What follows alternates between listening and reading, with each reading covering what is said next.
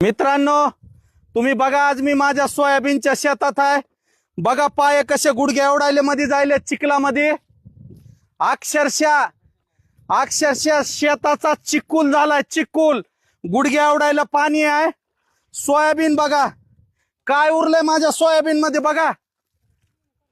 तर या व्हिडिओच्या माध्यमातून शासनाला एकच हात जोडून विनंती आहे, जास्तीत जास्त सरसगट पंचनामे देता येतात का बघा.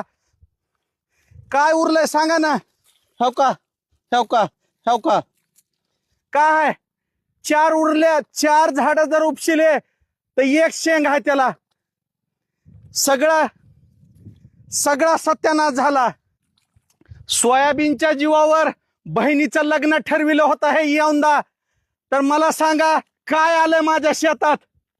खर्च सुद्धा निघाला नाही, आत्महत्या करण्याशिवाय पर्याय नाही. पण मित्र परिवार चांगला आहे, खचून जाऊ नको भाई, आम्ही तुला सपोर्ट करता म्हणून म्हणले. बघा हे किती पाय जायलेत. कसं शेतकऱ्यानं करावं. या व्हिडिओच्या माध्यमातून शासनाला, मायबाप सरकारला एकच विनंती आहे, सरसगट नुकसान भरपाई द्या.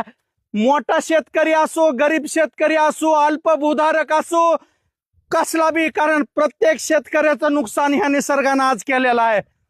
लेकरं बाळ माझे शिकणार होते, आता त्यांची फीस कशी भरू ह्याची मला चिंता आहे. बायकोचं सोडावं, दरवर्षी निसर्ग आपला रंग दाखवायलेला आहे. प्रत्येक वेळेस तिला काहीतरी बहाणे करून तिची साडी, तिचं नाकातलं मोडामोडीच्या कुटाने चालू आहेत माझ्या जिंदगीत. देवा, तू शेतकऱ्यावरच का कोपतोस रे. आम्ही तर जगाचे पोशिंदे आहो. काय चुकतंय आमचं. 1 दाना पेरला तर 1000 दाण्याचा कणीस तूच देणार आहेस, आणि तूच आमच्या तोंडातला घास ओढून काढणार आहेस.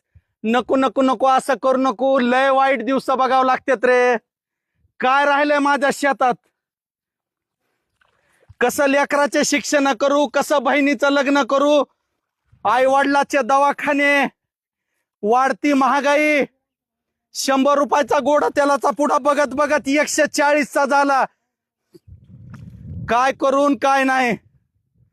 पाण्यामध्ये जलसमाधी घ्यायची बारी आली. सरकार, सगळ्याला तुम्ही नुकसान भरपाई द्या. मायच्यानं पार सत्यानाश झालाय. माझ्यासारख्या 2 एकरच्या शेतमालकाचे ही हालत आहेत, तर ज्यांना अर्धा एकर 1.5 एकर आहे त्यांचं काय हालत असेल. खोटं बोला ना. बायकोचं मिनी गंटन इकून ह्याचा बी भरणा केला होता. बायकोला म्हणलं 1 तोळ्याचा आहे, ह्या बारी शिक. आपलं सोयाबीनचा राज झाल्यावर तुला 1.5 तोळ्याचा घेतो. पण बायको